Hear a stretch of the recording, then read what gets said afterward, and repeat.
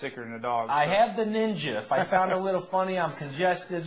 That's all right. I'm excited about the program. Oh yeah, we're reading the new Extreme we just got in the mail. This is the June edition that we just got. Our ad there. That looks nice. Yeah, Trinity's got a cool ad in the back and a lot of great stuff in here from Derek. So pick your Extreme up. Yeah, we had a good time with Derek at the Roar Carpet Oval Nats. Yeah, just past few weeks we were at the Carpet Oval Nats and had a good time with Derek. So buzz on the boards. We're going straight into the show, Mike.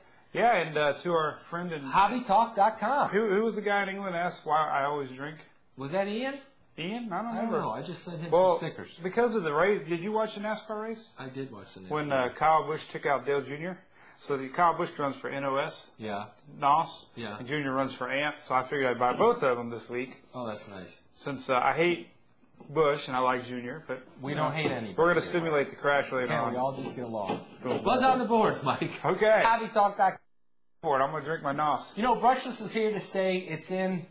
Brush motors are kind of being phased out. We're not anti-brush, but they're being phased. Cars quality in materials, craftsmanship. Got it all. And the coolest thing, nicest one I've seen. It's the first company I've seen with the graphite sidebar, which is neat. No, Dave did some he did his homework, did some very innovative thing. He's been making conversion kits for years. This is his first complete kit. Look what I got. It is complete. And I'm all set, I know. Show this. I can't wait to get into the chocolate. My mom and dad made me this scrapbook years ago. It's got... Your parents are great. I know. It's got you want some help with hundreds of pages of zero... But anyways, I'm looking back.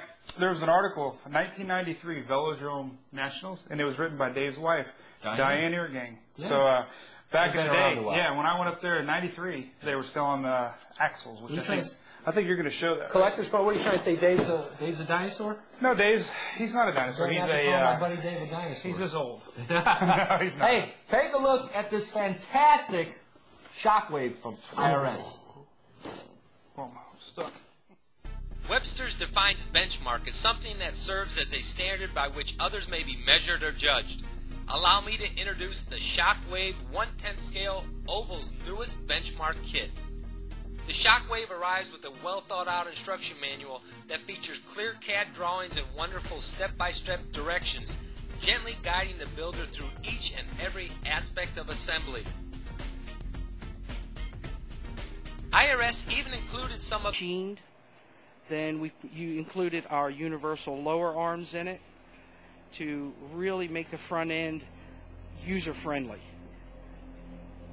One of the big things that we've noticed in a lot of the cars in the past is the battery slots do not correctly fit the batteries. That was very critical. So we made sure that the batteries fit the slots with absolute minimum work required by the racer. The battery slots are designed, they are the correct distance apart, and as you can see, there is very, very little filing required to make these batteries fit flush with the bottom. Also is designed with, which is something that IRS came out with, the battery locator system. You can move this locator in 100,000 increments to find the sweet spot when you're balancing your car out. And that way, the batteries will always go back in the correct spot every single time. That was very important. Also, new feature on the IRS Shockwave is we designed and produced our own pivot ball pockets for the T-plate. They are lightweight. They also fit extremely well.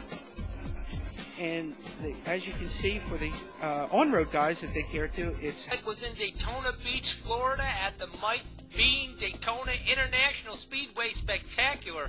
He had a chance to sit down with Team IRS driver Jeff Irish to talk about the new Shockwave. I'm Jeff Irish. I'm driving the new Shockwave car, and it's the best car I've ever driven. Right out of the box, it was a lap faster every place I've taken it. It's awesome. Anybody who starts out, this is a great car. It tells you what to do right from the beginning, and it's quick as can be.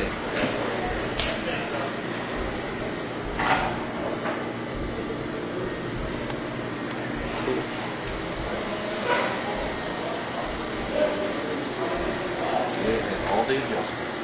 I will say this. This is the highest quality, most complete kit of any 1/10 scale oval pan car that we've had ever on. So what we've done with ours, every tire trigger goes 2 directions. So we simply wrote on here on and off. When you want to put your arbor on, I simply turn it a little bit and then I hit on, and it'll spin right up. And when you're done with the tire, you turn it a little bit, you loosen it up, hit off, and it comes right off. I mean, it doesn't look like much, but after years of sitting there spinning a tire on, you'll appreciate that. So put yourself a little silver Sharpie and write on there off and on, and a little trick, little gadget we learned.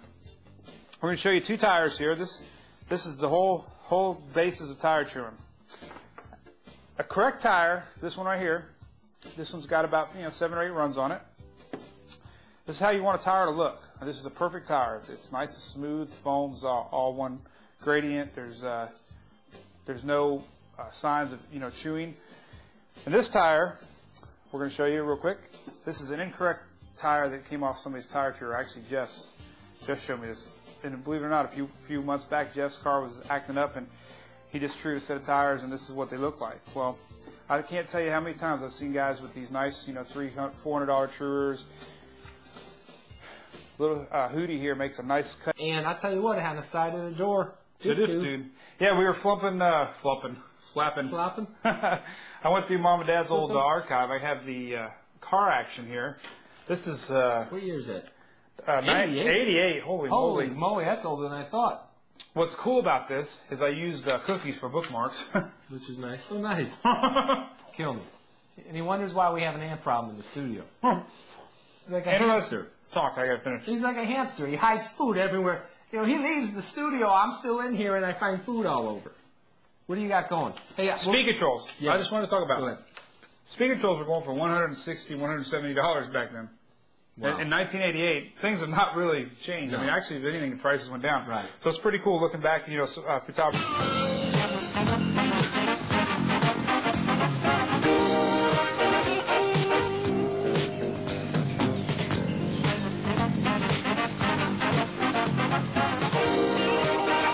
The body copies the popular Dodge van in minute detail, which can be painted up in any freestyle scheme.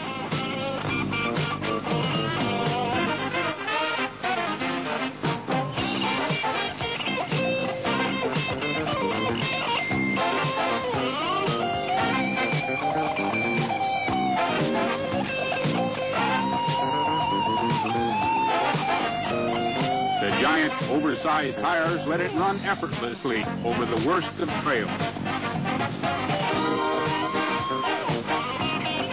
Tamiyas were just as cool then as they are now. Hey, you ran oval back in the day, I ran pan car back in the day, and the Team TRC, the Magic spur gears. Yeah, Magic. They had that little lip on there to hold.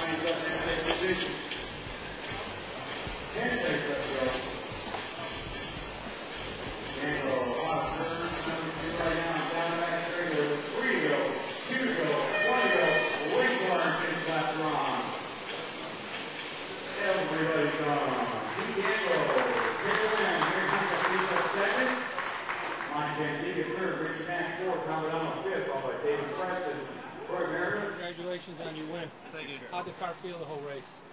Pretty good. Pretty good car. You had a couple of rough spots in there, getting in and out of the traffic and staying away from some of those wrecks. What car are you running? KC,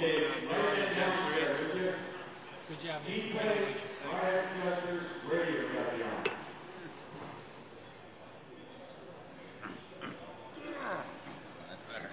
Smile around the candy camera. If your wife's on-road offering.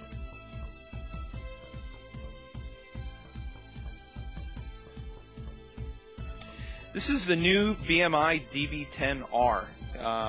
It's basically a 10th scale pan car. We've had a really big resurgence in the popularity of 12 scale over the last 2 years, and we really believe that it's because the racers want something that's very fast, very simple, and is a little bit easier to work on and tune than a typical touring car. And the 12 scales are certainly that. However, there's still a lot of racers who like a bigger car. They like the bigger bodies. They're easier to see when they're a little bit larger. So we decided to take our 12 scale car and expand it into a 10 scale version. So it's a complete